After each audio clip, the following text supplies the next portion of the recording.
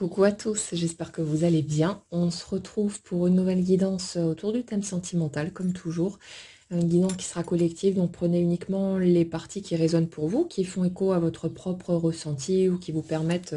d'avoir des compréhensions, une autre vision des choses, parce que c'est souvent notre façon de regarder les choses en fait qui nous blesse, qui nous fait mal, bien plus que les situations en elles-mêmes. C'est ce qu'on en comprend en fait, et en faisant bouger ce truc-là, on a la possibilité de s'alléger un petit peu plus le chemin et tant qu'à faire, autant profiter de ces clés pour que ce soit un tout petit peu plus facile, en tout cas un petit peu moins douloureux. Alors on va démarrer aujourd'hui avec une notion qui est ressortie en consultation privée et qui s'était déjà présentée, mais vraiment en surface à certains moments. Donc bon, on n'était pas forcément allé creuser par là, c'était pas le sujet du moment. Mais là, ça a l'air de revenir sur le tapis, donc on va aller voir ce qui se trame par là et continuer à déblayer le terrain pour avoir toujours une meilleure compréhension de soi-même et donc forcément de l'autre aussi. Et avoir un peu plus de visibilité, si vous voulez, sur le bien fondé des étapes qu'on peut être amené à traverser pour pouvoir avancer vers ce qu'on souhaite. Et on y va tous de toute façon, même si on n'en a pas toujours l'impression, parce que de notre point de vue d'humain, on a une perception très limitée des choses et on a tendance à croire que pour atteindre tel objectif, il faut que les choses se passent comme ceci ou comme cela, alors qu'en fait, la vie connaît tous les raccourcis, les étapes les plus productives, même si nous, on a l'impression que ça va à contresens ou que c'est pas du tout approprié ou quoi que ce soit. La vie, c'est ce qu'elle fait. Donc ne vous inquiétez pas et laissez juste le mouvement suivre son cours. Euh, alors par rapport à cette notion dont j'ai envie de vous parler aujourd'hui, il y a un truc une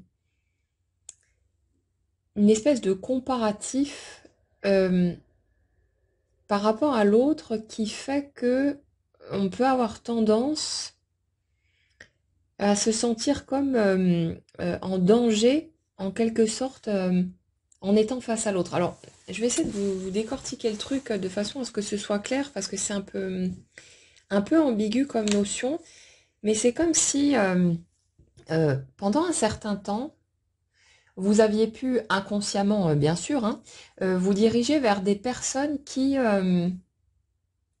en fonction des qualités qu'elles avaient, ou surtout de celles qu'elles n'avaient pas, vous arriviez, si vous vouliez, à vous sentir,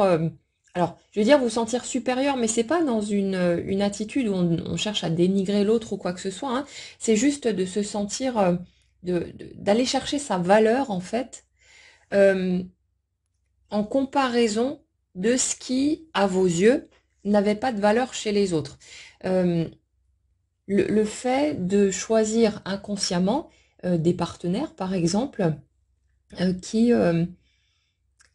qui allaient du coup passer pour de mauvaises personnes à vos yeux, et donc par effet contraste, en fait, vous permettre de vous sentir une meilleure personne de votre côté. Il y a un truc un peu décalé là-dedans,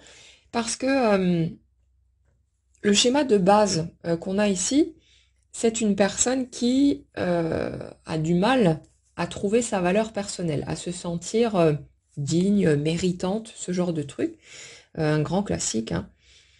Et du coup, n'arrivant pas à trouver sa valeur, je dirais directement à travers l'autre, c'est-à-dire que dans les relations, c'est comme s'il y avait eu une recherche du partenaire qui allait vous complimenter, vous permettre de vous sentir mieux dans votre peau, vous montrer quelque part le meilleur de vous-même. Mais dans l'expérience, c'est comme si vous aviez eu tendance à attirer quelque chose d'inverse. C'est-à-dire plutôt des partenaires qui allaient vous casser, vous dévaloriser, vous critiquer, vous rabaisser, ce que vous faisiez sans doute la plupart du temps. Et puisque la recherche de base qui était de trouver sa propre valeur en passant par l'extérieur ne fonctionnait pas, à un moment donné, c'est comme s'il y avait eu une espèce de bascule avec cette attitude de commencer à chercher les points noirs de l'autre, les points négatifs, parce que du coup, à chaque fois que vous arrivez à trouver quelque chose qui cloche chez l'autre, euh, vous vous mettez forcément à juger cette personne, à estimer qu'en gros, cette personne est mauvaise ou ceci ou cela, hein, tout ce qui va autour. Et donc, ça veut dire que du coup, vous, si vous ne n'agissez pas de la même manière ou n'êtes pas comme cette personne que vous pointez du doigt, bah, ça veut dire que vous, vous êtes une bonne personne. Donc, il y a un peu ce truc de... Je cherche inconsciemment toujours, hein, euh, des personnes qui vont me permettre de trouver quelque chose de suffisamment lourd chez elles pour que je puisse me sentir mieux en comparaison avec ces personnes-là, parce que en voyant mon fonctionnement, mon attitude, ma façon d'être, etc., je sais que je n'agis pas de cette manière-là. Donc c'est comme si indirectement, vous aviez été attiré par des personnes qui allaient forcément vous faire du mal d'une manière ou d'une autre, pas par masochisme, hein, évidemment, mais par désir inconscient de trouver de la valeur chez vous en voyant ce qui était négatif ou pas bien selon vos critères chez l'autre. Il y a quelque chose comme ça. Et si vous voulez, dans les expériences que vous avez pu vivre, euh, vous n'aviez pas la possibilité d'aller chercher directement un partenaire qui allait vous valoriser, parce que votre regard sur vous-même à ce moment-là était euh, beaucoup trop négatif pour que vous soyez capable de produire autre chose. Ce qui se produit dans la matière, ce que vous expérimentez concrètement, c'est le reflet toujours en permanence de l'énergie que vous portez. Quelqu'un me demandait l'autre jour dans les commentaires comment on fait pour savoir quelle énergie on porte. Ben, il suffit d'observer la vie qu'on a. Euh, c'est un reflet permanent, c'est une sorte de projection, une matérialisation de l'énergie qui est la vôtre. Et on ne contrôle pas cette énergie. Euh, c'est quelque chose qu'on ne peut pas, dont on ne peut pas décider, qu'on ne peut pas forcer. Donc voilà, c'est juste, y a juste à observer en fait ce qu'on traverse dans la matière, ce qu'on vit, ce qu'on expérimente, pour savoir quel genre d'énergie on porte. Alors c'est pas forcément très reluisant parce qu'on dit ouais non mais attends, si je vis que des expériences de merde, ça veut dire que j'ai une énergie de merde. Alors c'est pas une question de juger les choses de cette façon-là. C'est juste une question de comprendre que les schémas qu'on porte, les croyances qui sont les nôtres, les blessures qui sont encore actives chez nous, tout ce qui va avoir besoin de bouger, produit les résultats qu'on expérimente. C'est pas, y a pas d'étiquette à aller coller dessus, il n'y a pas de jugement à porter là-dessus. C'est juste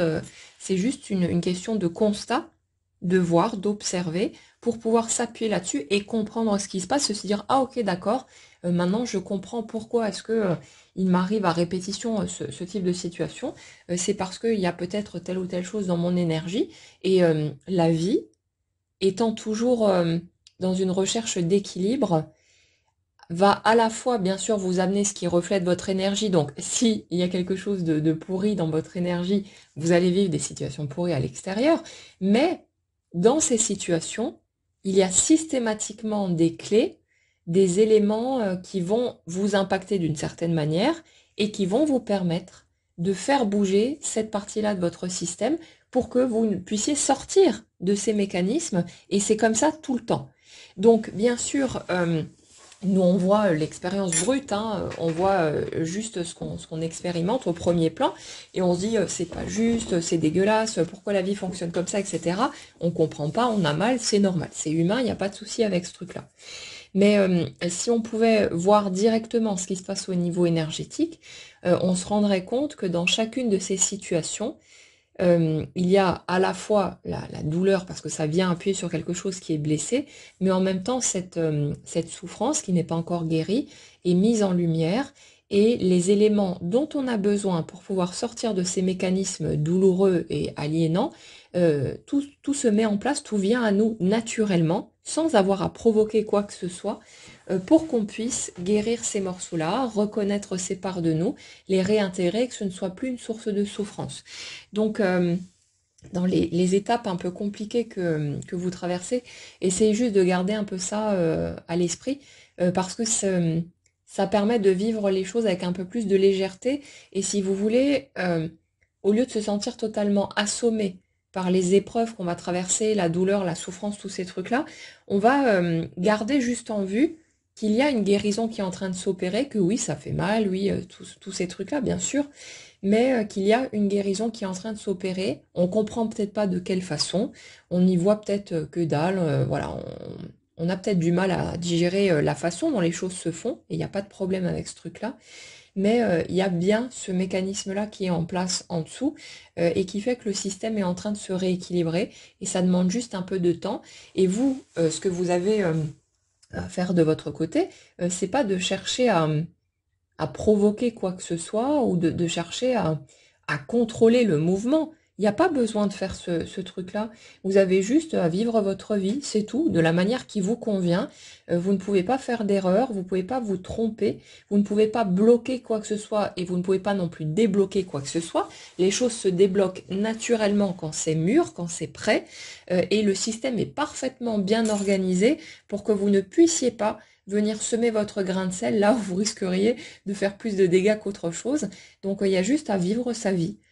Et quelque part à s'occuper du mieux qu'on peut, à faire en sorte que l'expérience soit aussi agréable que possible, ce qui n'est pas une obligation, hein, c'est juste pour notre confort personnel, mais c'est vraiment le morceau qui nous appartient. Et après, vous pouvez très bien essayer de contrôler les choses, de forcer le passage. Vous n'allez rien débloquer ou quoi que ce soit, vous n'allez rien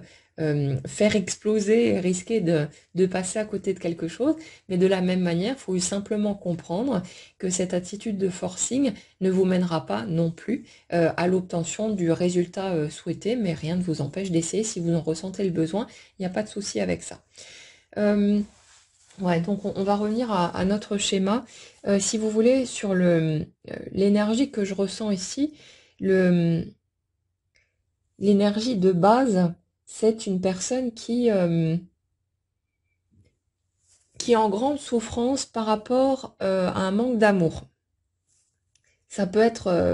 un manque d'amour concret, hein, parce qu'il n'y a pas eu les petits mots, les gestes tendres dont on aurait besoin, tous ces trucs-là, ou ça peut être simplement parce que la façon dont on a reçu de l'amour ne correspondait pas à la façon dont on aurait eu besoin de le recevoir par rapport à notre propre mode de fonctionnement. Donc il y a un gros déficit,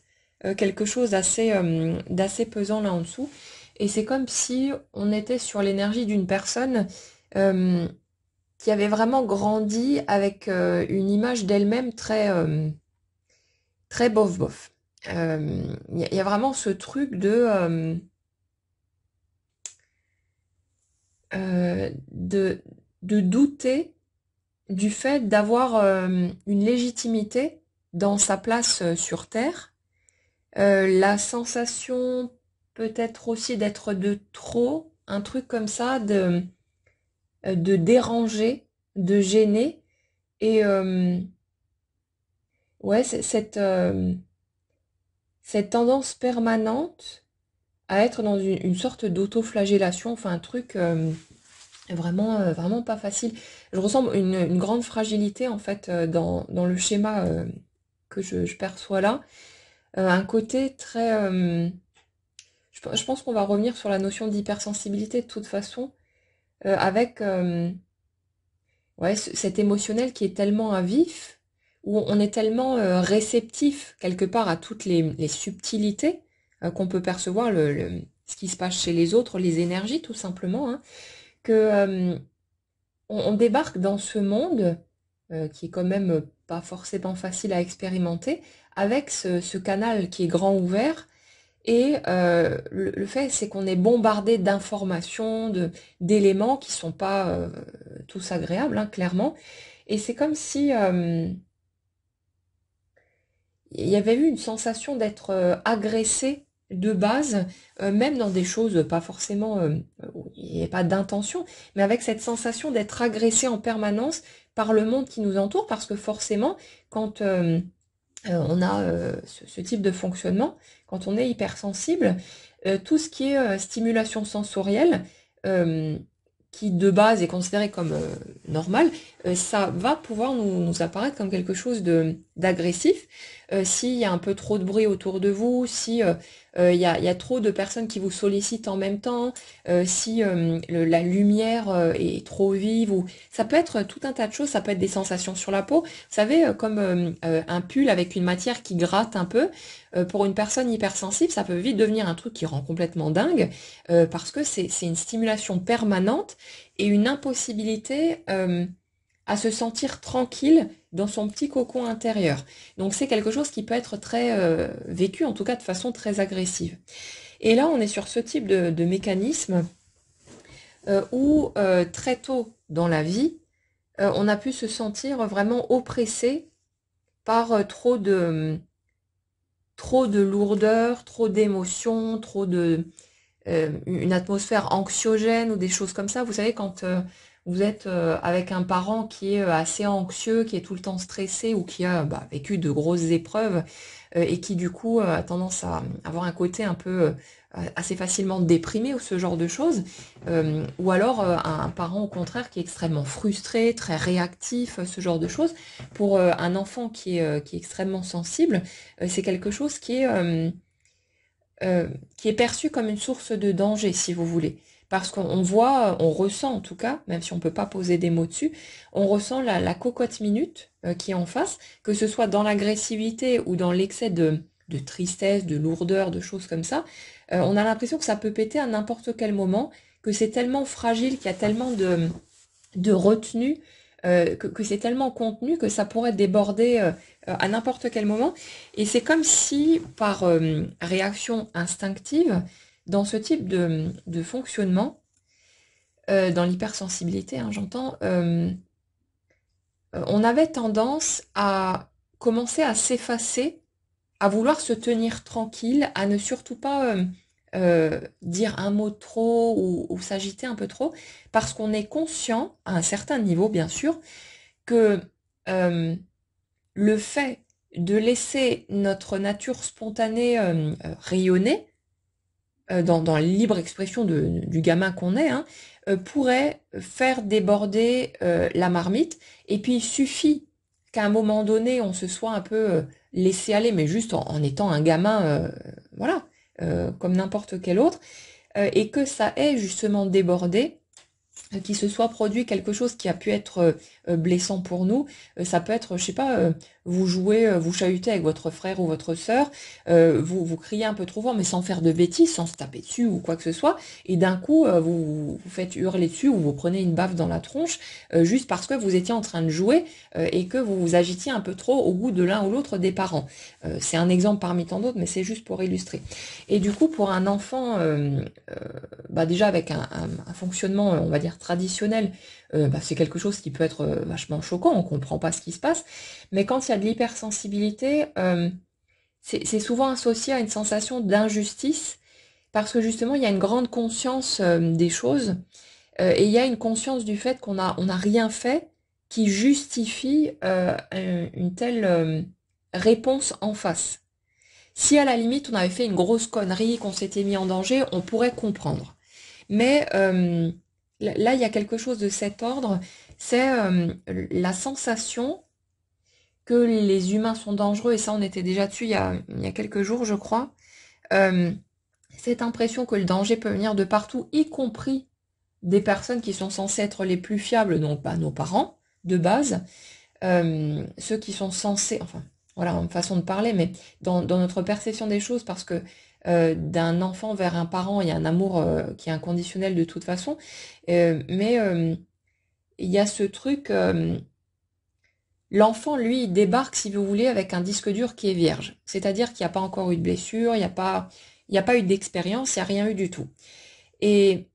de ce fait, l'enfant n'est pas capable de comprendre que le parent, lui, il a déjà morflé un certain nombre de fois, il a pu vivre des choses plus ou moins difficiles et être grandement affecté par tout ça, et donc il n'a plus des réactions spontanées, naturelles, dans l'ouverture, dans la joie, machin et tout. Il y a souvent tout un bagage qui est tellement lourd, surtout si ça a été contenu, si ça a été retenu, si ça n'a pas été reconnu, assumé, qui fait que c'est vraiment au bord de l'explosion en permanence et que le parent n'est pas nécessairement disponible pour se relier au côté naturel, ouvert dans l'amour d'un enfant qui n'a pas encore expérimenté de blessure. Donc il y a cette espèce de dissonance qui fait que pour un enfant, il va pas comprendre, il va pas être en mesure de comprendre que l'un de ses parents peut être fatigué, avoir mal, avoir été blessé, peut-être parce qu'il y a une dispute avec l'autre parent, ou que, je sais pas, quelqu'un de la famille est décédé, ou ça peut être plein de choses, des inquiétudes de la vie courante, toutes ces choses-là, et cet enfant, il va pas être en mesure de comprendre ces choses-là. Donc il va les réceptionner de façon parfois très brutale, avec cette incompréhension de je suis venu vers toi avec les bras grands ouverts juste pour donner et recevoir de l'amour, et d'avoir cette réaction en face qui est vécue comme un rejet, comme une non-acceptation, tous ces trucs-là, ça peut être vécu de façon extrêmement douloureuse. Et si vous voulez,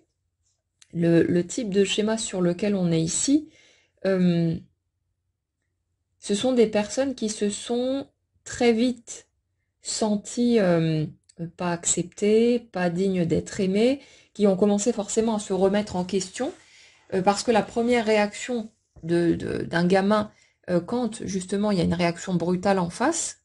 quelle que soit sa nature, c'est de se dire mais qu'est-ce que j'ai fait de mal? On n'a pas la possibilité de comprendre que l'autre est en train de vivre quelque chose et réagit en fonction de ce qu'il vit lui. Donc forcément, on croit que c'est nous le problème. On pense que c'est nous qui avons fait ou dit quelque chose de travers ou qui n'avons pas fait ce qu'il fallait, etc. Et on commence à interpréter les choses en pensant que nous sommes un problème et on va construire notre système à partir de là. Et puis comme ces situations vont se répéter, vont être vécues à travers différentes personnes qui n'ont peut-être même rien à voir les unes avec les autres,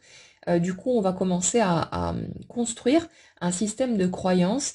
qui va nous faire penser que on vaut rien, qu'on mérite pas d'être aimé, qu'on a plutôt intérêt à se tenir tranquille dans notre coin, sinon ça va être encore pire, ce genre de truc. Et puis on commence à se contenir, se retenir, à se barricader de toutes les façons possibles pour essayer de souffrir le moins possible, pour essayer de provoquer le moins possible de réactions souffrantes. Et on démarre notre marathon du contrôle de cette manière-là. Et ça, forcément, on va l'emmener avec nous dans notre vie d'ado, de jeune adulte et d'adulte un peu plus tard. Et on va vivre des expériences qui vont forcément refléter ce truc-là. Et là, on arrive donc à notre étape dont on parlait au début de la guidance, avec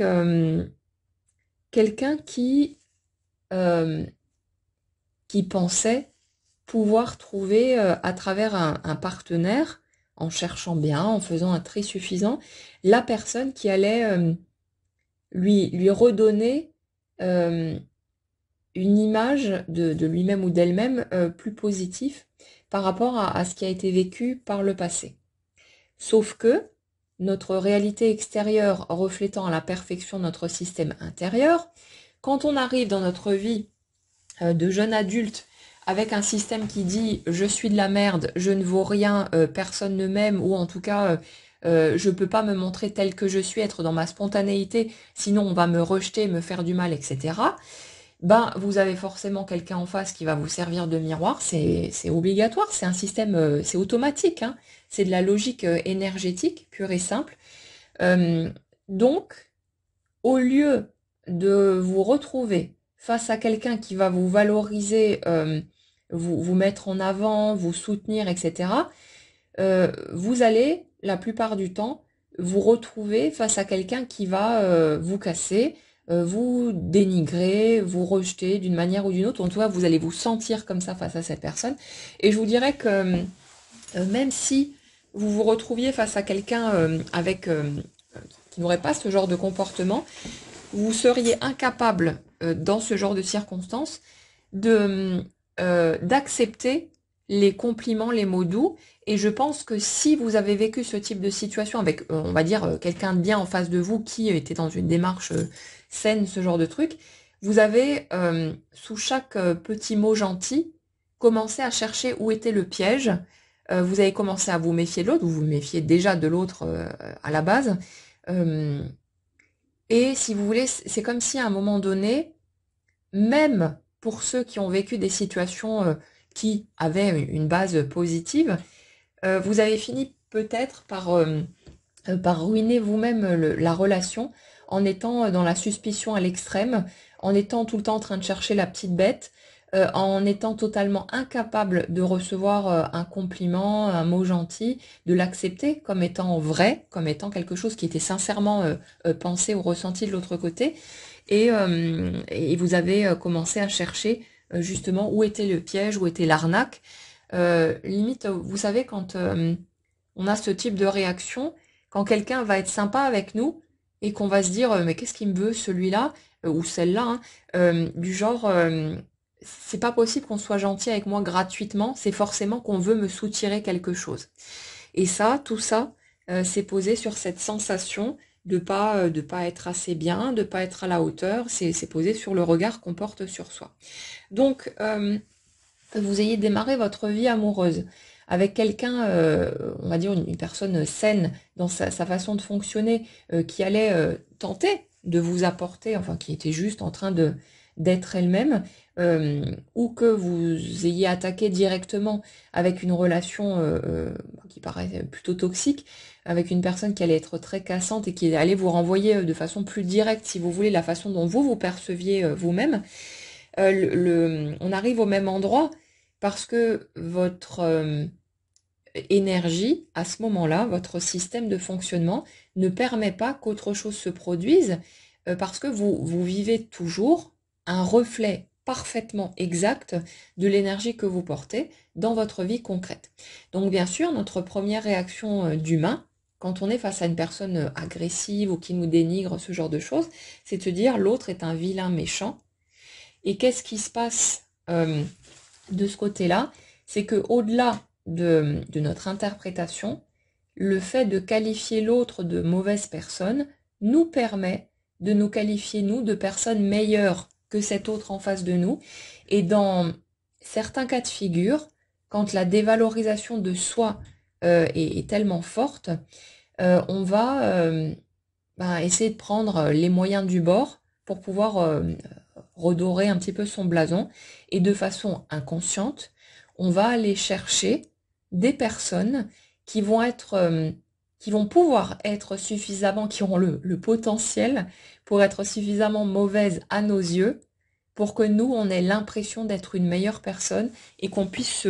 se rehausser un peu dans notre vision de nous-mêmes. C'est très couillon hein, quand on regarde les choses de cette manière-là, mais c'est comme ça que ça se passe en dessous. Et, et puis d'autant plus, si vous avez du monde autour de vous, que vous allez pouvoir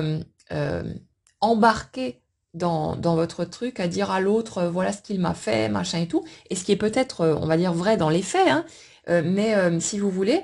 quand on regarde ce qui se produit d'un point de vue humain et ce qui se passe au niveau énergétique, on se rend compte que ces situations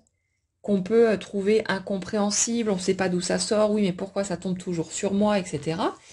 Elles ont une parfaite cohérence et on se rend compte que c'est ce qu'on a pu souhaiter à un certain niveau,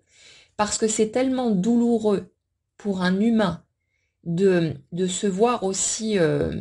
merdique, qu'on a besoin de trouver une voie, si vous voulez, pour pouvoir se rehausser dans notre estime de nous-mêmes. Et quand on a grandi avec des mécanismes qui nous font croire qu'on vaut rien, qu'on n'est qu'une merde, qu'on mérite pas d'être aimé, tous ces trucs-là, c'est tellement douloureux de se rejeter soi-même de cette façon que par principe de survie, en fait, on a besoin de ces situations où on va pouvoir trouver un grand vilain méchant en face de nous et donc, par contraste, se sentir soi une meilleure personne et c'est quelque part ce qui nous fait petit à petit modifier notre perception de nous-mêmes et glisser vers un autre système de croyance. Et souvent, il y a qu'en passant par là qu'on peut intégrer autre chose, un autre type de message, parce qu'au moment des faits, on est totalement incapable de voir autre chose de tout que cette version-là. Et le truc aussi, c'est que ça se joue à différents niveaux. Quand vous avez en face de vous, juste dans la matière, dans les faits, une personne qui vous agresse, qui vous critique sans cesse, qui vous juge, voilà, qui vous dénigre en permanence, à un moment donné, ça va tellement vous piquer qu'il y a une part de vous qui va se dire non mais c'est pas vrai, je suis pas comme ça, je suis pas ce que l'autre essaie de me vendre de moi, je suis pas cette version-là. Et là, il y a comme une ampoule qui va s'allumer. Il y a un déclic qui va se faire pour vous permettre de comprendre enfin que tout ce que vous avez toujours cru de vous-même n'est pas la vérité, que c'était votre point de vue et c'est bien vous, la première personne qui avait tendance à penser tout ce qu'on a pu vous renvoyer, à vous sentir nul, pas à la hauteur, pas assez beau, pas assez intelligent ou je sais pas quoi d'autre. Et l'autre n'a fait que vous renvoyer ça en miroir. Et le fait que ça passe par l'extérieur devient tellement douloureux à un moment donné qu'il y a quelque chose en nous qui finit enfin par se révolter et par devenir incapable de continuer à accepter cette croyance-là à notre sujet. Et c'est là qu'on peut commencer à en sortir. Et sans l'intervention de ceux qu'on appelle nos bourreaux, ben, on n'aurait pas pu prendre conscience de ce truc-là et on aurait simplement continué à se dénigrer depuis l'intérieur, à se faire du mal en permanence, à se rejeter, à se juger, à se contenir. Et c'est juste un enfer de continuer à vivre comme ça. Donc on est sur ce type de mécanisme-là. Et maintenant, j'en arrive au point que je voulais évoquer dans cette guidance. Le truc, c'est que vous avez pu vivre donc ce type de mécanisme où vous avez inconsciemment cherché à vous revaloriser en étant exposé à des personnes que vous pouviez juger. Et le truc, en fait, c'est qu'à un moment donné, ce type de mécanisme ne peut plus fonctionner. Et puis, c'est plus... comment dire? C'est quelque chose qui tient la route, entre guillemets, pendant un temps, parce qu'on n'a rien d'autre sous la main, on ne peut pas faire autrement. Mais à un moment donné, ça n'a rien d'agréable ou de positif de vivre de cette façon-là. Donc on ne va pas continuer, si vous voulez, à chercher inconsciemment des bourreaux pour pouvoir se revaloriser en pouvant quelque part cracher sur l'autre. Donc c'est comme si à un moment donné, bon, il y a plein de souhaits différents, de différents éléments qui ont pu se conjuguer et qui ont fait que vous vous êtes mis à désirer, consciemment ou non, de trouver cette fois un alter ego. C'est-à-dire quelqu'un qui n'allait plus fonctionner avec vous par contraste, mais avec qui vous alliez pouvoir être sur un pied d'égalité et où vous n'auriez plus besoin de vous sentir quelque part supérieur à l'autre en ayant quelqu'un qui vous donnait la possibilité de le juger comme étant inférieur à vous d'une manière ou d'une autre. Et puis il y a cette rencontre qui s'est produite. Et là, justement, dans cette rencontre particulière, c'est comme si justement vous vous étiez senti peut-être pour la première fois sur un pied d'égalité. Donc là, il n'y avait pas de voie d'accès pour pouvoir dénigrer l'autre. Et c'était plutôt une bonne nouvelle aussi, parce que ça voulait dire que l'autre en face, il n'était pas dans une attitude d'agression ou de dénigrement ou quoi que ce soit vis-à-vis de vous. Donc là, il y avait quelque chose de différent qui a commencé à se mettre en place avec de la douceur, de la bienveillance, des choses comme ça, tout ce dont vous aviez besoin et qui vous a permis de vous nourrir de ces belles choses, de retrouver un regard différent aussi sur ce qui était accessible, sur ce qui était possible, en sachant que cette rencontre, elle s'est mise en place en partant de votre désir, conscient ou non, de vivre des relations de meilleure qualité, hein, de toute façon. Donc, il y a ce truc-là qui s'est mis en place, et là où dans un premier temps, le fait d'être sur un pied d'égalité avec l'autre était quelque chose de bénéfique, de positif, c'est comme si l'impossibilité du coup qui est ressortie de là de se valoriser en passant par l'autre, en utilisant entre guillemets l'autre pour se valoriser, il y avait plus ce levier-là d'accessible. Et c'est comme si du coup, n'ayant pas la possibilité de vous valoriser dans ce lien, il y a un sentiment assez inconfortable qui a été soulevé par rapport au fait de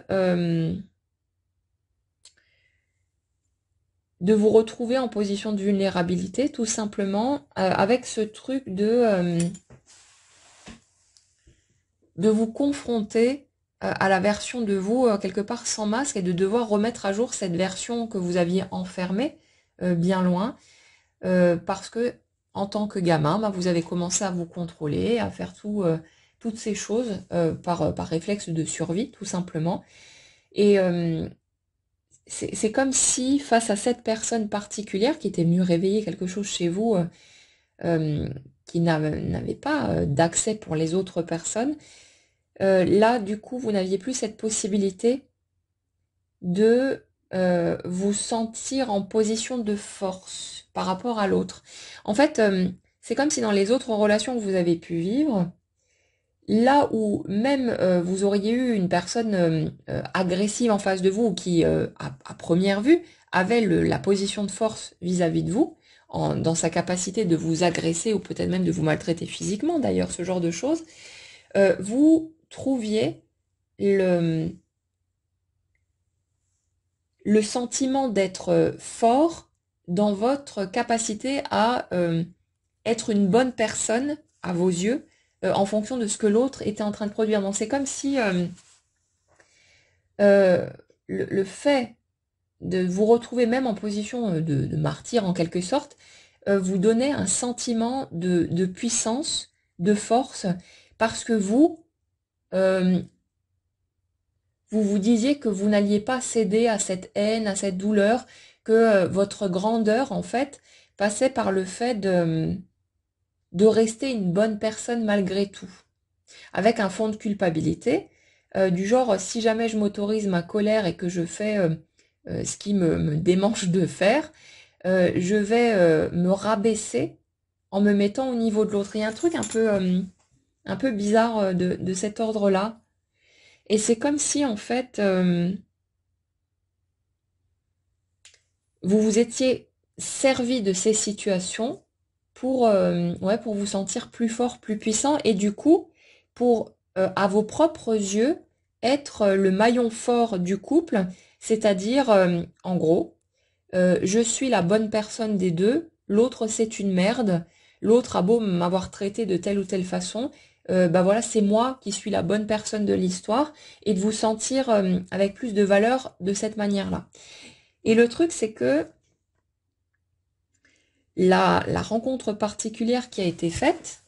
ne fonctionnait plus sur les mêmes règles, sur le même mode opératoire en quelque sorte.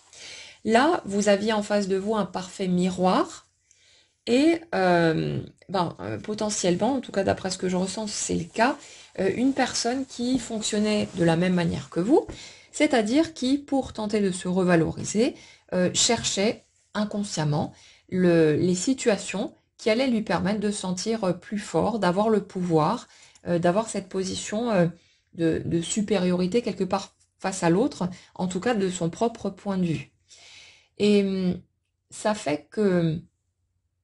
les anciens mécanismes que vous connaissiez bien ne pouvaient plus fonctionner de cette manière-là. Et c'est comme si il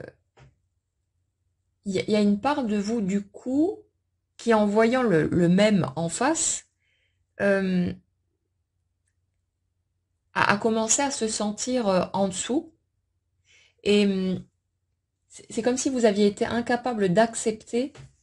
de vous sentir diminué face à l'autre. Même si l'autre n'était pas dans cette démarche de vous diminuer ou quoi que ce soit, dans les énergies sur lesquelles je suis là, c'est pas le cas de toute façon, mais c'est comme si pour vous, euh, le fait de vous retrouver en position de fragilité, en quelque sorte, de pas avoir le pouvoir sur l'autre, ou de pas avoir la possibilité d'avoir le pouvoir sur l'autre, euh, ça avait été totalement inacceptable pour vous. Et j'ai l'impression que pour les personnes qui se sont retrouvées dans des situations où l'un des deux a fui, euh, bah, soit vous avez fui vous-même de façon directe à cause de ce truc-là en partie, soit vous vous êtes débrouillé inconsciemment pour faire fuir l'autre. En tout cas, il y avait ce désir de fuite pour pouvoir être à nouveau dans cette position euh, de pouvoir trouver votre propre valeur dans les défauts, euh, les points faibles de l'autre quelque part. En fait, ouais, c'est marrant comme mécanisme, mais c'est comme s'il y a une part de vous qui avait souhaité que l'autre se comporte mal ou fasse quelque chose qui allait vous permettre de le juger. Bah déjà pour pouvoir reculer, parce que comme on l'a déjà expliqué dans d'autres guidances, les sentiments étaient tellement puissants, tellement forts, que ça vous mettait dans une situation où c'était pas forcément gérable, où ça vous foutait grave la trouille. Donc il y avait déjà ce truc-là, mais il y a aussi le fait de quand vous avez eu des situations, des relations où vous vous sentiez justement dans cette position de force, même si techniquement parlant, c'est l'autre qui était dans cette posture-là, mais dans cette posture de force parce que vous vous sentiez une meilleure personne que l'autre, vous aviez le sentiment d'avoir le pouvoir, d'avoir le contrôle sur la situation et que l'autre, quelque part, ne pourrait pas vous prendre cet aspect-là, que l'autre ne pourrait pas vous enlever le fait de rester encore et toujours malgré tout une bonne personne, malgré ce que vous subissiez, etc. Et c'est comme si justement plus l'autre allait charger, plus vous alliez vous sentir puissant et fort d'être capable de rester toujours cette merveilleuse personne si gentille et bienveillante. Bon, c'est du pur faux cul, hein, parce qu'en fait, en dessous, ça bouillonne de colère, de rage, de tout ce qui est contenu et de toute la retenue, si vous voulez, qui a été posée là-dessus, pour ne surtout pas montrer que vous étiez un humain comme n'importe quel autre, qui aurait pu craquer ou voilà. Et quand vous avez pu déborder, justement parce que ça allait trop loin et que l'autre était peut-être dans de la provocation, dans des choses très malsaines, euh, les fois où vous avez pu déborder, dans les énergies sur lesquelles je suis là, il y a toutes les chances que vous ayez trouvé en face une personne qui a pu vous faire passer en plus pour le fou, la folle de service, le malade mental, en vous laissant entendre que vous aviez vraiment un problème, etc. Alors que l'autre, dans son attitude, tout était normal. Bref, il y a vraiment ce truc-là, et ça reflétait votre propre point de vue, votre propre façon de vous regarder de toute façon. Et c'est comme si dans ces situations, euh, plus vous alliez être victime quelque part de l'autre, plus vous alliez avoir le sentiment d'être fort, puissant, valeureux, et en essayant de faire remonter votre valeur à vos propres yeux de cette manière-là. Mais face à cette rencontre particulière que vous avez pu faire, là on n'était plus du tout dans le même délire, et ça fait qu'en face vous aviez exactement le même, et chacun, quelque part, espérait pouvoir retrouver cette position de force où il allait se sentir le maillon fort de l'histoire, alors que les deux étant dans le même type de fonctionnement, aucun des deux ne pouvait se sentir le plus fort, et ça fait on en a deux qui se sont sentis pas à la hauteur, dans la peur en tout cas de pas l'être, qui se sont sentis inférieurs à l'autre. Et, et c'est comme si vous aviez refusé inconsciemment le fait que cette histoire puisse être vécue en bonne et due forme, parce qu'il était inacceptable pour vous de vous mettre dans cette position, de vous sentir inférieur à l'autre d'une certaine manière, et donc d'être dans une position de vulnérabilité où l'autre avait la possibilité de vous atteindre. On a vraiment ce truc-là en trame de fond, hein. Et j'ai l'impression aussi que vous avez pu chercher tout un tas d'excuses pour justifier le fait que l'autre n'était pas finalement la personne qu'il vous fallait, comme si vous aviez dû sortir mais tous les arguments possibles et imaginables et creuser mais vraiment à fond pour tenter de trouver des trucs qui n'allaient pas chez l'autre, pour essayer de reconnecter ce sentiment de valorisation de vous-même. Mais comme ça fonctionnait pas, ça fait que peut-être pour la première fois, vous vous êtes retrouvé confronté au regard que vous aviez sur vous-même, à votre tendance à vous juger, à vous rabaisser, à vous critiquer. Et, euh, et c'est quelque part grâce à ça aussi qu'au fur et à mesure de ce cheminement, vous avez pu aller rencontrer toutes ces parts de vous qui n'étaient pas à juger, qui ne sont rien d'autre que de l'humain, euh, et que vous avez pu réintégrer au fur et à mesure. C'est toujours marrant de voir les choses sous différents angles, parce que mon intérêt est toujours au même endroit, mais quand on décortique ce type de rencontre, on voit tous les aspects quelque part qui s'imbriquent les uns dans les autres, qui se rééquilibrent, pour pouvoir former une espèce de tout, de cohérence, et permettre à notre système de se réparer, et permettre aussi à une multitude de souhaits différents chez nous, de pouvoir se concrétiser au fur et à mesure. Et c'est sûr que c'est complexe parce qu'il y a beaucoup de choses qui se jouent à différents niveaux en même temps. Donc il y a plein d'éléments qui ont besoin de bouger, qui ont besoin d'évoluer. C'est aussi pour ça que ça prend souvent du temps. Mais on voit vraiment à quel point la vie nous ramène dans l'ordre parfait, au bon moment, de la meilleure façon qui soit, tous les éléments dont on a besoin pour faire bouger ce système au fur et à mesure, et que notre regard sur nous-mêmes puisse se transformer, et qu'on puisse accepter, à un moment donné, d'ouvrir la porte pour que les choses puissent bouger et puissent évoluer comme on le souhaite. Et là, il y a vraiment ce truc-là comme l'autre de base n'a pas été la mauvaise personne que je m'attendais à trouver en face de moi, que même en creusant, j'arrivais pas à trouver quelque chose qui aurait pu me faire prendre la fuite et me permettre de me mettre bien à l'abri dans mon petit cocon une fois de plus, pour ne surtout pas aller m'exposer. C'est comme si inconsciemment vous aviez appelé, peut-être même provoqué, les situations qui allaient déclencher les conflits, les disputes, les éloignements, tous ces trucs-là, parce que vos anciens mécanismes ne prenaient plus, et que face à l'attitude de l'autre,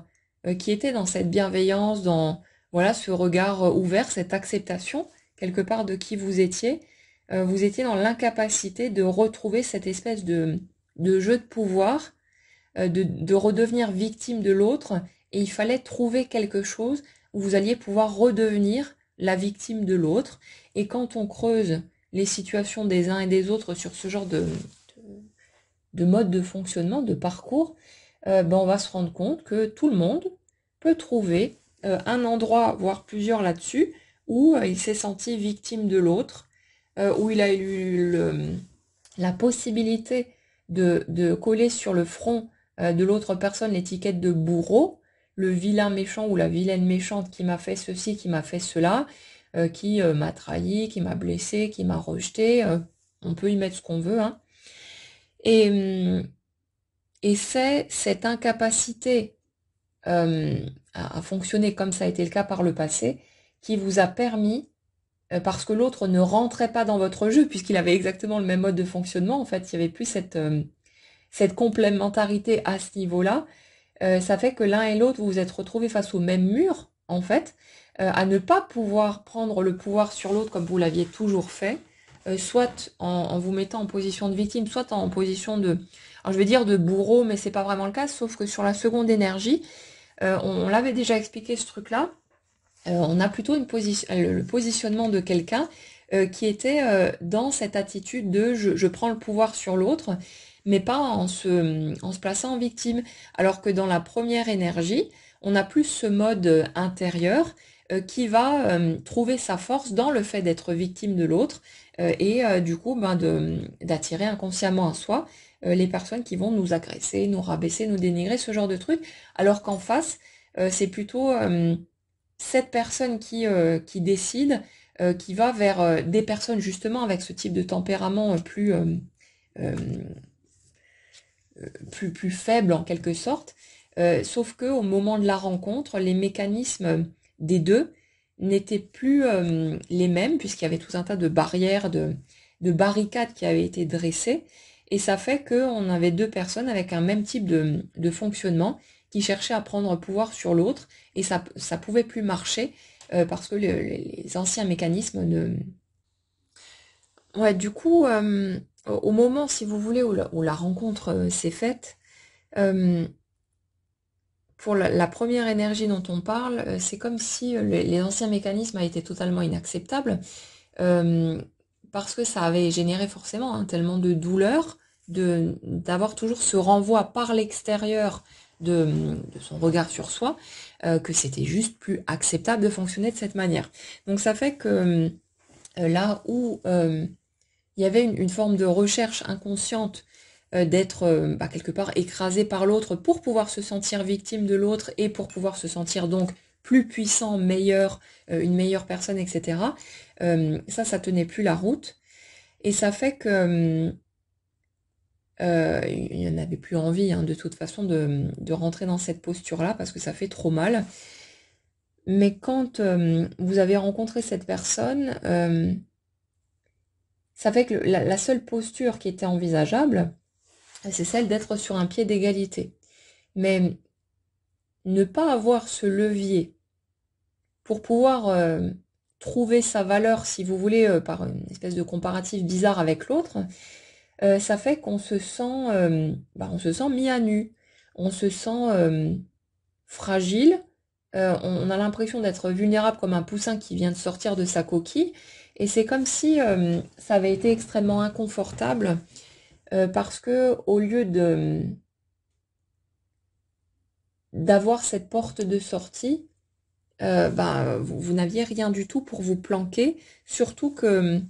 dans le type de lien dont on parle ici, il y a vraiment une forme de reconnaissance de soi en l'autre, des deux côtés, et ça fait que il n'y avait pas de possibilité de se cacher. C'est comme si l'un et l'autre, vous aviez une compréhension qui peut être pas forcément verbalisée ou consciente, mais il y a une compréhension de qui est l'autre, en tout cas à un niveau plus subtil, qui fait qu'il y a une vraie connexion entre les deux. Et on sait ce qu'il y a au-delà de la façade. Et ça peut être extrêmement inconfortable parce que quand on n'a pas forcément un regard sur soi qui est très positif, quand en plus on sort de plusieurs années de relations qui ont été peut-être chaotiques ou vraiment très douloureuses, ça n'a pas nécessairement arrangé les choses. Donc il y a tout à reconstruire. C'est un gros chantier. C'est pas quelque chose qu'on peut faire bouger en claquant des doigts. Et ça fait que de se sentir de cette manière exposé au regard de l'autre, en sachant que l'autre voit tout de nous,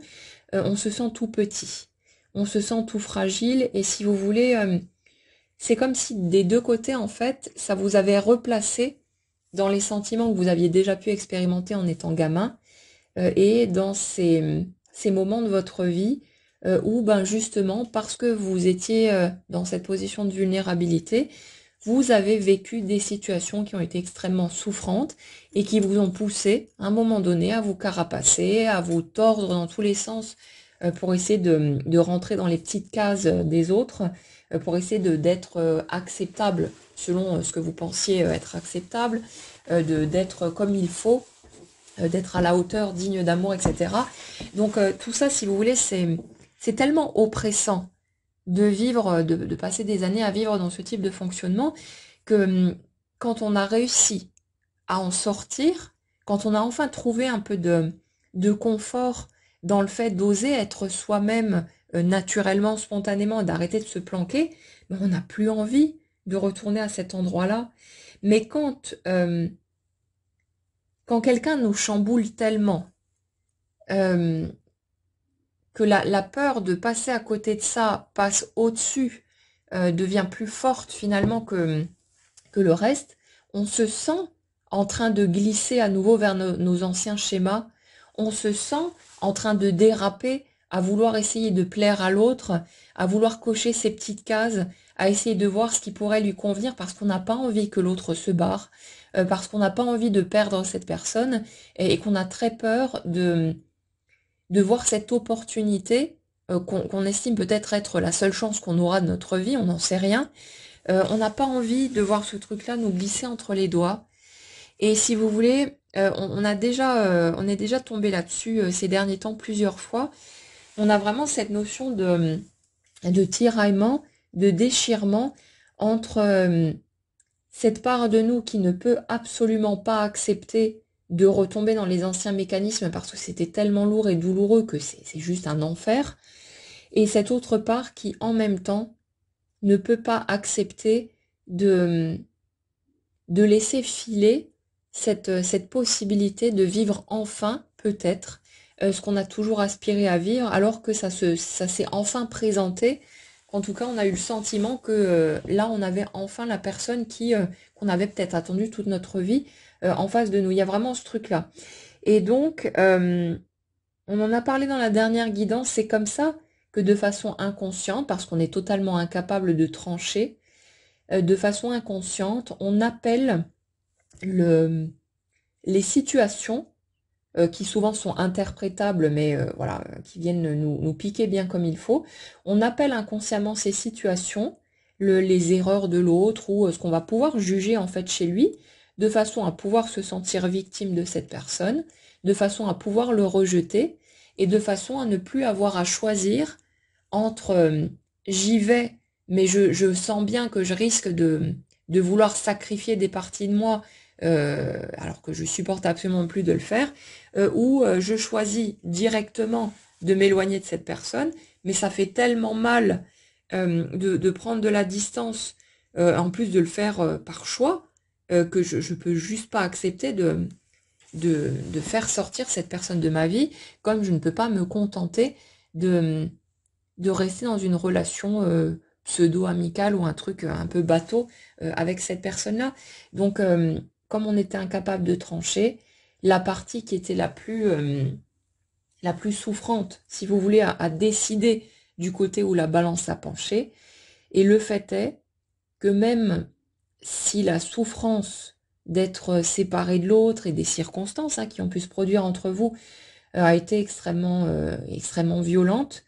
ben c'était toujours un tout petit peu moins violent que si vous aviez continué à essayer de vous tordre dans tous les sens, à vous priver d'être vous-même, à essayer de planquer, de retenir, d'éradiquer certaines parts de vous, parce que vous pensiez que ces parts-là n'étaient pas acceptables et dignes d'être aimées. Et le truc, comme je l'expliquais tout à l'heure, dans chaque situation douloureuse, il y a en même temps des clés, des leviers, des éléments d'accès qui nous permettent d'aller vers un équilibre de notre système. Dans ces situations douloureuses que vous avez vécues, vous avez enfin pu vous autoriser votre colère, votre douleur et tout ce que vous aviez essayé de cacher pendant un certain temps, que vous aviez retenu autant que possible, tellement vous aviez peur de laisser ça déborder et que cette personne disparaisse de votre route. Dans ce qui s'est produit, que vous avez appelé inconsciemment, vous avez eu la possibilité de vous donner cette permission de lâcher enfin tout ce qui était planqué en dessous, de le mettre au grand jour. L'appel de fond qui est là, c'est le désir de pouvoir se montrer tel que l'on est en entier. Et ça passe souvent par des situations assez catastrophiques, voire peut-être très maladroites ou des choses pas très cool. Mais on a tellement peur de montrer ces parts de nous que souvent ça sort de façon assez explosive, comme une espèce d'éruption volcanique. Parce que là, du coup, hop, c'est dehors, ça y est, j'ai montré qui je suis, et on peut plus revenir en arrière. Et il y a ce côté de ça y est, j'ai enfin franchi le pas, et autant, bien sûr, ça peut amener des peurs, de la souffrance, en fonction des conséquences, mais autant, si vous l'avez vécu, je pense que vous avez identifié ce sentiment de soulagement, d'avoir osé montrer cette part de vous à l'autre, d'avoir osé montrer qui vous étiez en entier. Et après, bien sûr, il faut le temps de digérer tous ces trucs-là. Quand on l'explique comme ça de façon théorique, ça paraît plus ou moins simple, entre guillemets, hein, mais on a l'impression d'une ligne droite. Sauf que quand c'est vécu dans la pratique, dans l'expérience, ben, ça remue beaucoup. Il y a beaucoup de douleurs, de peurs, de plein de choses qui sont soulevées. Et tout ça, ça se fait par étapes et souvent par vagues. On va s'autoriser un peu la colère et puis après on va revenir en arrière parce qu'on aura trop peur d'avoir perdu cette personne pour de bon, donc on va pas s'autoriser à y aller à fond, et puis finalement il va se produire un truc ou ne pas se produire quelque chose qui va tellement nous blesser qu'on va s'autoriser un peu plus cette colère, et puis ça va se faire comme ça par étapes, un pas après l'autre, pour qu'on puisse évacuer, si vous voulez, cette espèce de poche émotionnelle, comme une poche de poison en fait, hein, qui nous bouffe, mais qui a besoin d'être vidée au fur et à mesure, mais ça peut pas se faire d'un coup parce que c'est beaucoup trop lourd, la charge émotionnelle est beaucoup trop grande, donc ça ne peut que suivre notre rythme, ce qu'on est capable d'encaisser ou pas à ce moment-là, et c'est pour ça que ça se fait comme ça par étapes, que ça semble si long, que parfois on comprend pas pourquoi les mêmes situations se répètent. On a l'impression que oui, non, mais pourquoi est-ce que ça revient sur le tapis alors que j'avais déjà réglé ce truc-là? Oui, mais peut-être qu'on l'avait pas fait suffisamment, que c'était pas encore vidé en entier, et ça continuera jusqu'à ce que on ait pu se libérer entièrement de tout ça. Et la vie est parfaitement bien faite, quoi qu'on puisse en penser. On a le droit d'en penser ce qu'on veut, et d'être en colère, et tous ces trucs-là. Mais la vie est parfaitement bien faite, et euh, elle va vous donner un jour à la fois, un moment après l'autre, tous les éléments qui vont vous faire réagir, qui vont appuyer sur les boutons au fur et à mesure pour que vous puissiez rééquilibrer tout ça. Ça se fait tout seul, c'est pas vous qui décidez, hein, mais que vous ayez la possibilité de lâcher tous ces morceaux. Et ça va passer par les voies qui sont accessibles pour vous dans l'instant. Donc ne vous cassez pas la tête avec oui, mais si je fais pas de thérapie, si je fais pas ceci ou cela, non, non, vous inquiétez pas. La vie utilise vos voies à vous, les moyens du bord, et ça peut vraiment passer par n'importe quoi, des choses totalement improbables. Il n'est pas nécessaire de passer par le développement personnel, la spiritualité, la thérapie ou je sais pas quoi d'autre pour que ça bouge. Ça bougera de toute façon et la vie trouvera de toute façon un chemin puisque c'est juste le reflet de l'énergie que vous portez. Donc vous inquiétez pas, elle va utiliser vos aspirations, vos centres d'intérêt, vos activités, vos rêves la nuit, peu importe, mais elle va utiliser ce qui est à portée de main pour vous donner ce dont vous avez besoin, et elle le fait tout le temps et pour tout. Ouais, le truc c'est que quand vous avez fait cette rencontre, vous n'étiez clairement pas prêt, hein, donc toutes les personnes qui sont encore dans les regrets, à penser qu'elles ont loupé quelque chose, qu'elles se sont trompées, que si elles avaient pu réagir autrement et ceci et cela, non. Il fallait vraiment que ça se passe de cette manière, parce que l'un comme l'autre, hein, vous aviez beaucoup trop de choses à guérir, à rencontrer en vous. Il y avait tellement de choses qui étaient brisées, blessées, qui avaient besoin de temps pour pouvoir trouver leur place, être reconnues et voilà, reconstituer un puzzle plus solide, que c'était nécessaire que ça se déroule de cette manière. Alors, ça n'empêche pas de ressentir de la tristesse ou des regrets que les choses aient dû se passer comme ça, bien sûr, hein, c'est normal, mais il y avait vraiment besoin de chacune des étapes que vous avez pu traverser, et toutes celles qui pourraient se présenter devant vous seraient tout aussi nécessaires, sinon elles ne se présenteraient tout simplement pas. Donc, cette conscience, si vous voulez, elle permet vraiment de trouver une tranquillité dans les étapes vécues, de trouver un apaisement, mais l'apaisement est bien avec le temps, hein, de toute façon, et on va tourner en boucle sur les mêmes regrets, les mêmes histoires qu'on va ressasser jusqu'à ce que ça soit digéré. Il y a pas de problème, c'est pas grave, c'est pas un problème. Vous n'êtes pas en train de perdre votre temps ou de vous tromper quelque part. Oui, mais si j'arrivais à pardonner, peut-être que non. Vous pardonnerez quand ce sera mûr. Ça se fera naturellement. Ça se fera tout seul. En attendant, la voie la plus confortable que vous puissiez suivre, c'est celle de juste accepter de ressentir ce que vous ressentez, de vous lâcher la grappe avec ça, de vous laisser tranquille. Quand vous êtes en colère, eh ben soyez en colère, vous avez le droit. Quand vous avez mal, ben pleurez un bon coup. Ça fait pas de vous une personne faible ou je sais pas quoi. C'est vous êtes un humain, tout simplement. Et tout ça, ça fait partie de nous et c'est normal que ça revienne ponctuellement en fonction des situations. Il n'y a pas à se débarrasser de ces mécanismes qui sont naturels et qui sont là pour rééquilibrer notre système. Pour en revenir sur cette notion de recherche de prise de pouvoir quelque part, c'est une manière de chercher à se sentir en sécurité, hein, bien sûr. Et le truc, en fait, c'est que face à cette personne, parce que les modes de fonctionnement ne sont plus les mêmes que dans les relations que vous avez pu vivre avant, ça fait que il y a cette conscience de transparence, d'être exposé en fait à l'autre. Et c'est comme si pendant un certain temps, ça avait vraiment été pas possible pour vous d'accepter d'être vu par l'autre en entier. Et des deux côtés, hein, je le ressens pour les deux énergies, mais il y a ce truc, si je me blinde, si je prends de la distance, si je me barricade, l'autre pourra plus, ne risquera plus de me juger, alors qu'en fait, c'est marrant parce que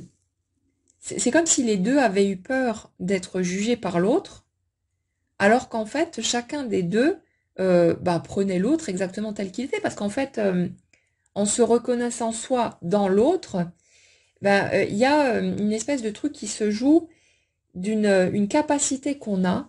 à déverser tout notre amour sur ce qu'on voit chez l'autre, alors que ce qu'on voit chez l'autre, c'est ce qu'il y a chez nous, mais on n'arrive pas à le faire directement vers soi, parce qu'on a tous ces jugements, tous ces trucs, mais quand on voit ces aspects-là chez l'autre, on n'a aucune difficulté à balancer tout notre amour dessus, à prendre tout sans aucune restriction, et alors qu'on n'est pas capable de le faire pour soi. Et en fait, ça fait partie des étapes aussi, de ces étapes nécessaires pour reconnaître en fait ces parts de soi. Parce qu'au moment où vous avez rencontré cette personne, ce qui vous a touché autant chez l'autre, c'est le reflet de vous chez cette personne-là. Mais les aspects que vous avez immédiatement aimés chez l'autre, que ce soit conscient ou pas, on s'en fout, c'est des trucs qui n'étaient pas reconnus chez vous. Ce que vous avez adoré chez l'autre, c'est ce qui existait déjà chez vous, mais qui n'était pas encore intégré, assumé, vécu vraiment de façon claire et exposée. Et au fur et à mesure du déroulement de cette histoire, c'est comme si les circonstances s'étaient orchestrées pour que vous puissiez permettre à ces parts de vous qui étaient mises en déni quelque part, hein, qui étaient planquées dans un coin, mais qui existaient, qui étaient apparentes chez l'autre, et que vous avez mis en plus, comme si les circonstances étaient organisées pour que vous ayez l'occasion d'assumer tout ce que qui ne l'était pas encore chez vous en fait, et que vous avez pu apprendre à apprivoiser en les voyant apparaître chez l'autre. Il y a vraiment un truc comme ça. Et ça fait que en fait, c'est des deux côtés, hein. C'est vraiment rigolo de voir le miroir parfait entre les deux, qui peut certes s'exprimer différemment dans la matière, dans le concret, mais on a vraiment un miroir totalement parfait des deux côtés. Et c'est comme un puzzle qui se reconstitue en miroir. C'est-à-dire, on a exactement, imaginez les deux mêmes puzzles de chaque côté.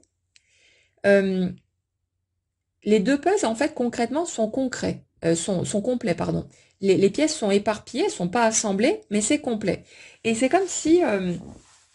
de notre point de vue, des deux côtés, on avait eu l'impression que notre puzzle n'était pas complet, mais tiens, l'autre, il a les pièces qui manquent chez moi.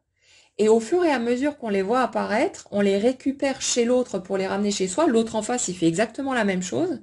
Et on reconstitue notre puzzle en ayant l'impression de devenir complet, alors qu'en fait, de base, le puzzle était déjà complet. Sauf qu'il y a une partie des pièces qu'on n'arrivait pas à voir à l'intérieur de soi et qu'on a pu voir seulement en les voyant chez l'autre. Et c'est marrant parce que les deux sont allés choper les pièces chez celui d'en face en même temps, de façon vraiment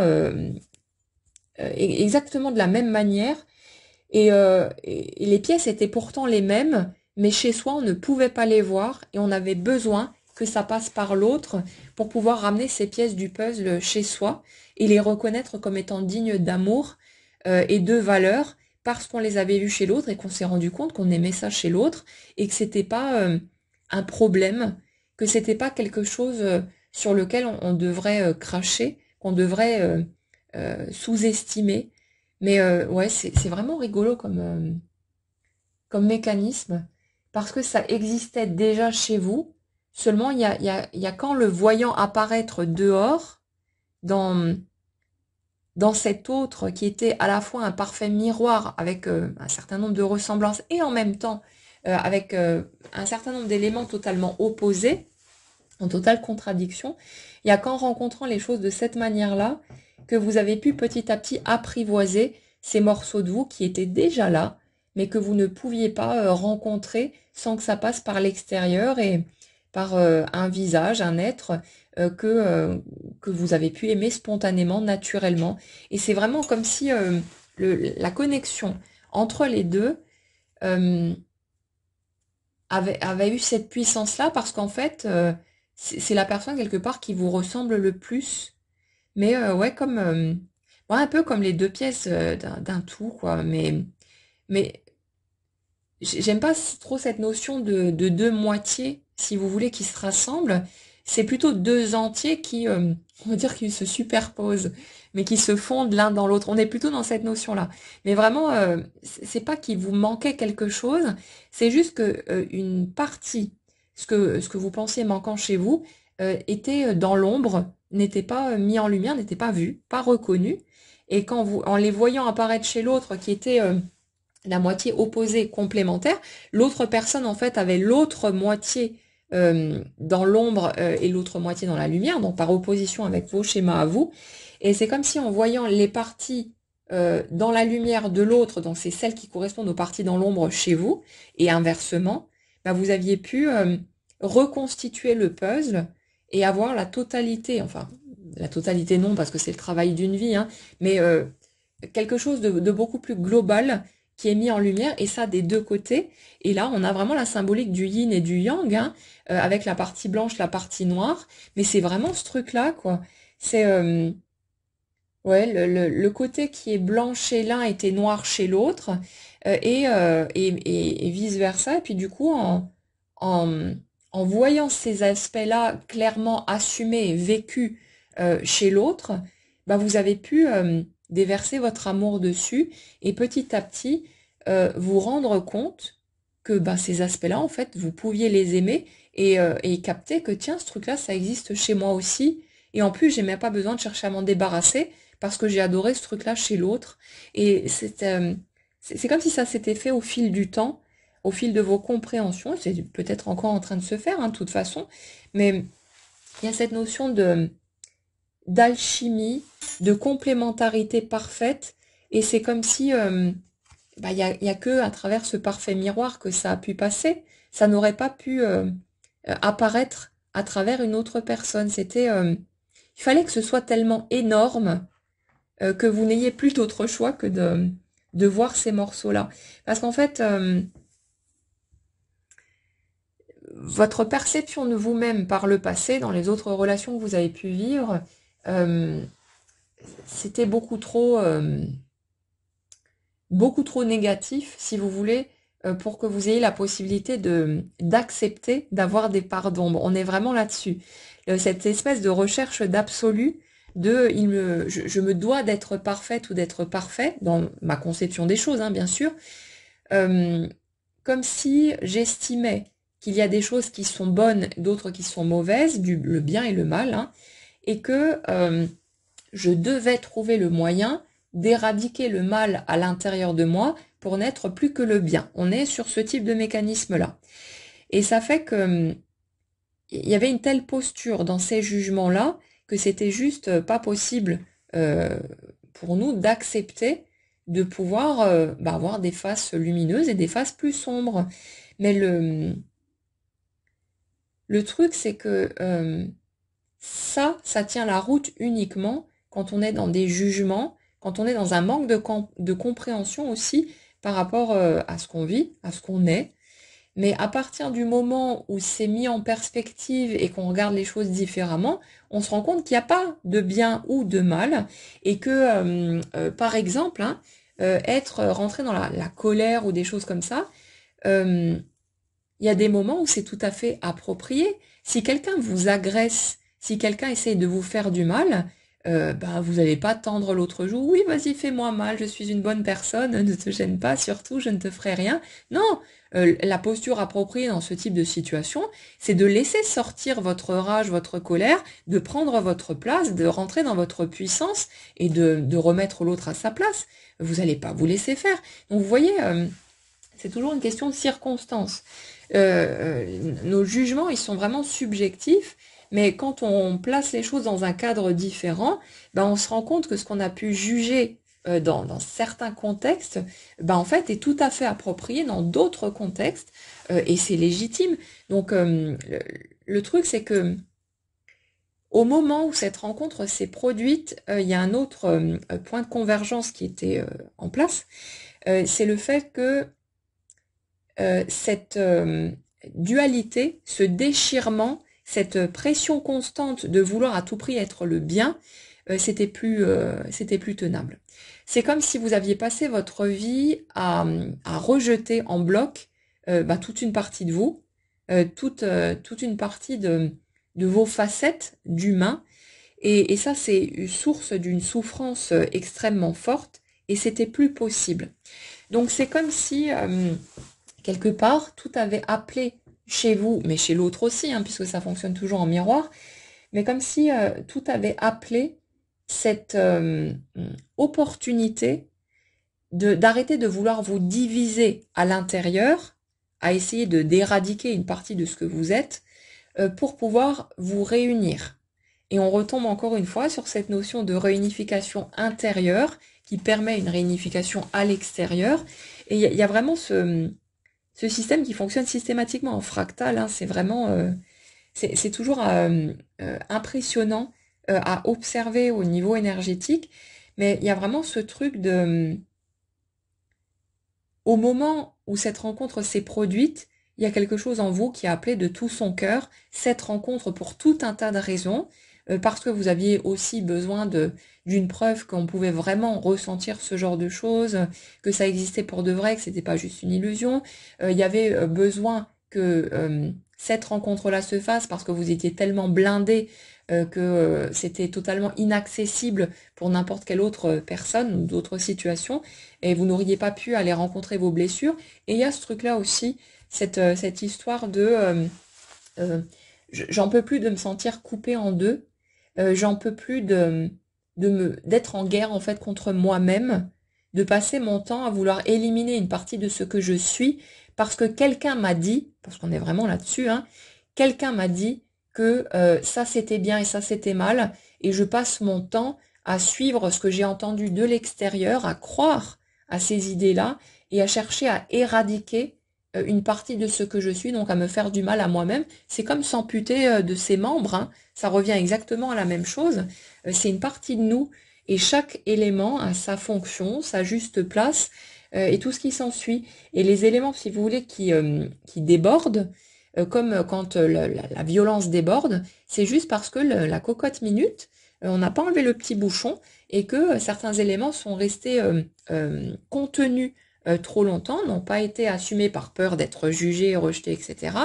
Et c'est là que ça finit par déborder, que ça finit par exploser, parce qu'il y a tellement de frustration, de non-dit, de toutes ces choses-là, qu'on finit par exploser à force de s'être retenu. Mais quand tous ces éléments-là, ils sont assumés, ils sont intégrés et acceptés, il n'y a pas de raison que ça déborde et ils prennent leur place seulement avec justesse et quand c'est approprié. Donc il n'y a plus ce type de fonctionnement excessif. Et là, tout est en équilibre avec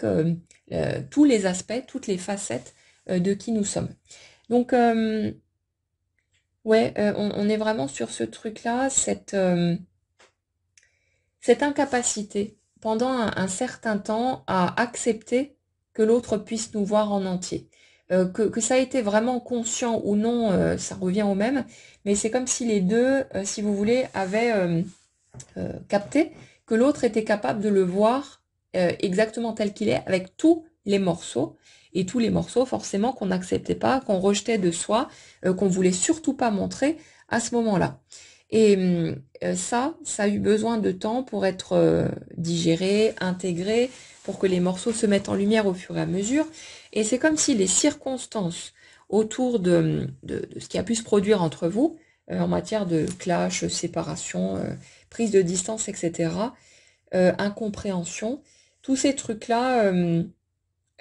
c'est venu appuyer exactement où il le fallait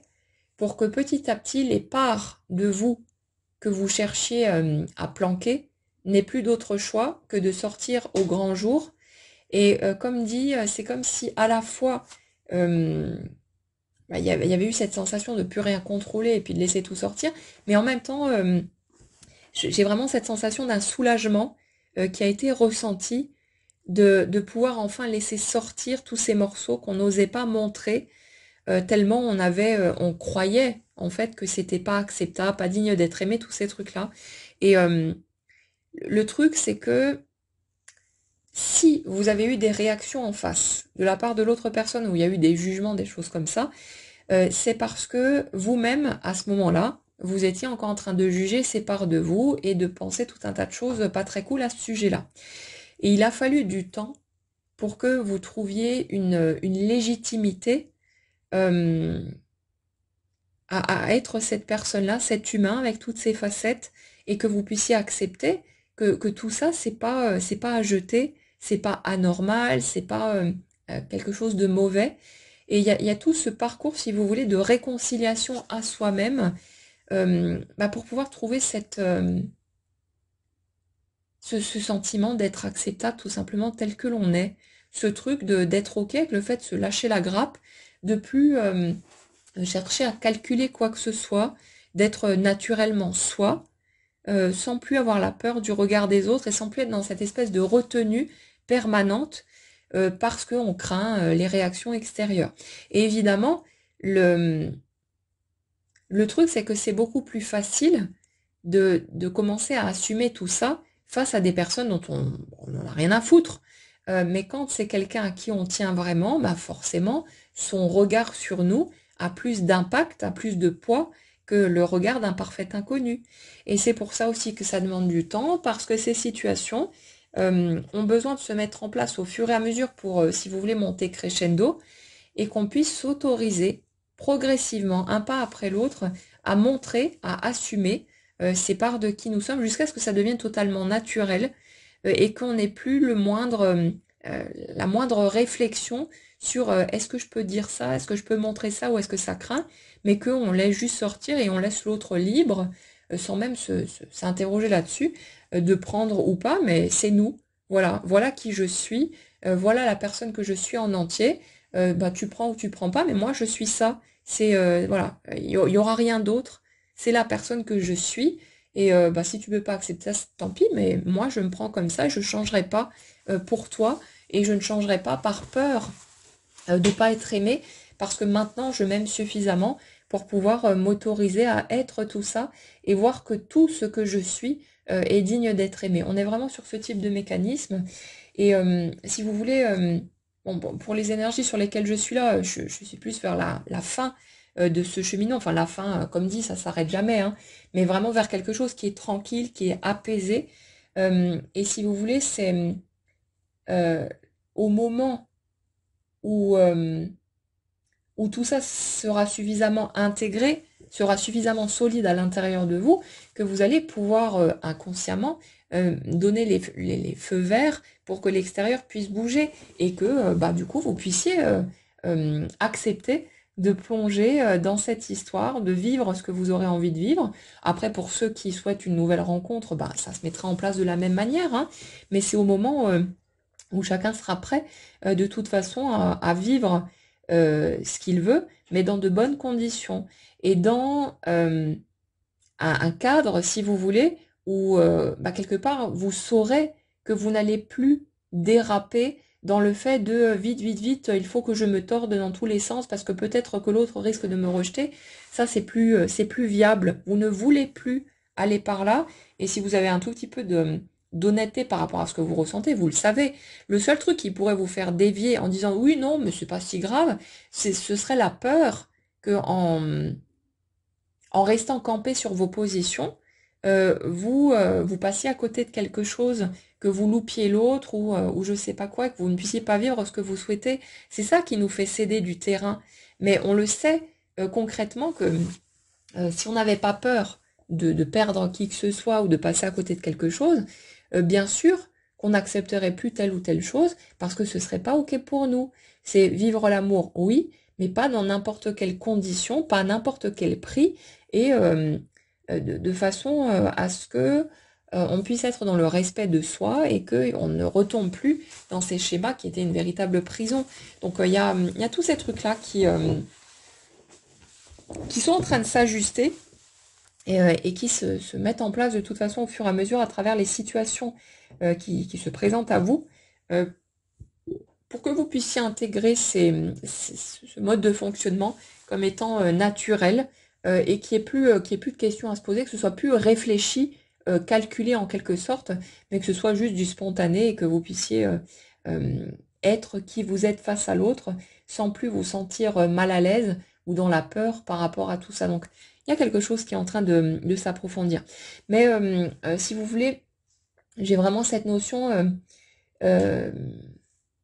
aussi d'une compréhension suffisante de tous ces trucs-là pour que, euh, comme si les deux, en fait, avaient aussi beaucoup changé de regard sur tout ça. Et même si l'un des deux peut peut-être pas mettre les mêmes mots dessus, parce que voilà, il aborde la vie d'une façon différente, mais il y a quand même cette conscience de ce qui a été gagné. Ça ne veut pas dire que ça n'a pas fait mal, hein, les deux ont bien morflé comme il faut aussi, mais cette conscience de ce qui a été gagné, de la nécessité de ces étapes, de la justesse de tout ça, et ce côté ouais, de se sentir vraiment apaisé par rapport à ce qui a été traversé, et de pouvoir, le moment venu, se retrouver dans vraiment cette espèce de connexion, de renaissance, et de renaissance, mais pas seulement au niveau individuel, aussi au niveau du duo. J'ai vraiment cette notion de... Ouais, bon, c'est toujours la notion d'âme sœur. Après, c'est pas une étiquette en absolu, mais c'est, vous savez, cette notion, la personne qui est faite pour soi, euh, je, je pense pas qu'il y ait une seule personne sur cette terre qui puisse vraiment nous convenir, parce que sinon on serait bien dans la merde. Mais cette notion de vraiment, ouais, de la sensation de trouver chaussure à son pied, quoi, d'avoir vraiment ce partenaire qui, voilà, a plus d'importance qu'un autre et qui n'est pas remplaçable par une autre personne. Il y a vraiment ce truc-là, mais dans les deux sens de toute façon. Et c'est juste que, ouais, il fallait du temps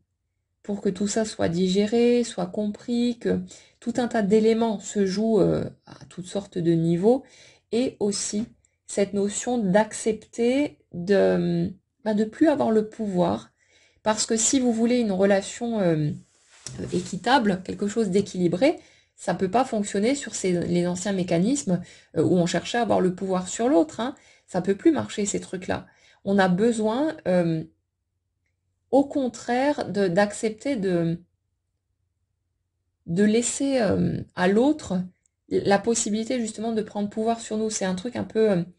comme si au lieu de vouloir prendre, on donnait quelque chose en permettant à l'autre d'avoir accès à notre vulnérabilité, à qui nous sommes, de nous voir en fait en entier tel que nous sommes dans notre totalité. Et il y a vraiment ce truc-là qui peut être bien sûr effrayant dans un premier temps, mais au fur et à mesure, ça se pose naturellement. Et c'est comme si là où, dans la théorie, ça peut sembler quelque chose d'inconfortable, ça donnait au contraire un grand confort au niveau de la relation, parce qu'on sait à ce moment-là que l'autre voit tout de nous, qu'il nous aime malgré ça, malgré ce qu'on peut ne pas aimer chez nous. Et il y a ce côté très agréable, en fait, très doux, dans le fait d'être vu en entier. Il n'y a plus rien à cacher, il n'y a plus rien à... On n'a plus besoin de se retenir, on n'a plus besoin d'essayer de se tordre dans tous les sens. On est juste nous, et on est aimé pour ça. Et c'est là que vraiment quelque chose, une belle connexion peut s'établir au niveau d'une relation. Donc c'est vraiment dans cette direction que ça avance de toute façon. Ce côté, je suis à ma place, je me sens vraiment dans cette intimité finalement avec l'autre, cette connexion de cœur à cœur, et dans ce côté, ouais, bon, j'ai presque envie de dire conte de fées. Après, on sait que c'est pas tout beau tout rose parce que ça reste une relation entre deux humains, mais il y a quand même cette dimension qu'on peut considérer comme sacrée parce que on a conscience, si vous voulez, du cadeau, du côté précieux de ce qui est vécu et du fait que quelque part on a traversé tout ça, ça a été très dur, mais ça en valait la peine parce qu'il y a cette possibilité de vivre les choses comme ça grâce à toutes ces étapes qui ont été franchies. Donc il y a vraiment cette notion de rester dans la confiance, de garder cette foi quelque part, de croire en ce qui vous tient à cœur. Euh, vous n'aurez pas de contrôle sur la manière dont les choses vont se faire ou sur le quand, le comment, tous ces trucs-là, mais faites confiance au processus et gardez en tête que tout est parfaitement juste et que tout est là pour nous mener à un équilibre constant. Se met en mouvement, se met en balance pour qu'on ait la possibilité de pouvoir trouver cet équilibre. Et là, il y a beaucoup d'étapes, déjà pour la plupart d'entre vous, qui ont été franchies. Peut-être qu'il en reste quelques-unes, mais les morceaux les plus difficiles ont été traversés. Et là, il y a vraiment plutôt ce truc de... une fois que ces étapes individuelles ont été intégrées, cette espèce de flamme qui se ravive quelque part par rapport à l'autre, avec cette conscience que l'autre est toujours présent, que malgré peut-être le silence, la distance ou voilà ce qui a pu être vécu, qu'il y a toujours il y a toujours quelque chose qui est là, quelque chose de fort, et cette sensation de ne pas pouvoir oublier finalement cette personne et de ne pas avoir envie non plus de rester sur de l'inachevé. Donc quand ce sera prêt, c'est comme si des deux côtés, l'attraction allait se remettre à pulser de façon plus forte pour que vous puissiez vous réunir tout simplement. Donc laissez tout ça se mettre en place tranquillement, mais les schémas sur lesquels je suis là, on a vraiment cette notion de retour de quelqu'un de déjà connu, de pouvoir comme avoir une nouvelle chance, de comme pouvoir redonner naissance à tout ça, mais dans de bonnes conditions cette fois. C'est comme si ça avait été se quitter pour mieux se retrouver, parce qu'au moment de la rencontre, aucun des deux n'était prêt, et en même temps, il fallait que cette rencontre ait lieu pour déclencher tout ce qui a eu lieu derrière, et qui a permis les guérisons, les compréhensions et tous ces trucs, et ça n'aurait pas pu passer par une autre personne, d'autres circonstances. Donc ça peut sembler injuste d'un point de vue humain, mais ça c'est seulement parce qu'on est encore à certaines étapes et qu'on n'a pas de certitude quant à la suite et qu'on a peur en fait de jamais pouvoir vivre tout ça, ou que ça ne mène nulle part, etc. Mais ouais, il y a vraiment cette notion de suspension plus que d'un arrêt définitif, et de cette notion d'aller vers des retrouvailles après des étapes qui étaient totalement indispensables et nécessaires pour que les deux puissent guérir leurs plaies, avoir certaines compréhensions, regarder les choses sous un autre angle et être en capacité d'accepter d'être vu en entier tout simplement, ce qui est une base fondamentale pour le genre de couple qu'on a visiblement envie de vivre sur les énergies sur lesquelles on est ici. Donc bon, voilà, vous ne pouviez pas passer des schémas dans lesquels vous étiez avant au genre de relation que vous aviez envie de vivre dans l'absolu. Donc il fallait que ça se mette en place, il fallait que ces étapes soient traversées, et c'est ça qui permet ensuite d'avoir une porte ouverte vers une très jolie relation. Et vraiment, on peut avoir cette sensation de fusion avec l'autre, de connexion, vraiment de proximité, un vrai travail d'équipe. On peut avancer main dans la main et éviter de se torpiller pour la moindre petite friction, les moindres trucs, parce que l'émotionnel est trop à vif et que c'est pas encore suffisamment accepté, apprivoisé pour qu'on puisse se sentir confortable avec ces trucs-là. Voilà pour les messages que j'avais à vous transmettre aujourd'hui. J'espère que ça pourra vous faire du bien, que ça pourra vous aider dans vos cheminements respectifs. N'hésitez pas, comme toujours, à partager dans les commentaires ce qui peut faire écho à votre propre parcours, les prises de conscience du moment, comment vous vivez les choses, ce que vous avez envie de partager, les avancées concrètes qui se font peut-être pour vous aussi. Prenez bien soin de vous, passez une très belle journée et on se retrouve bientôt.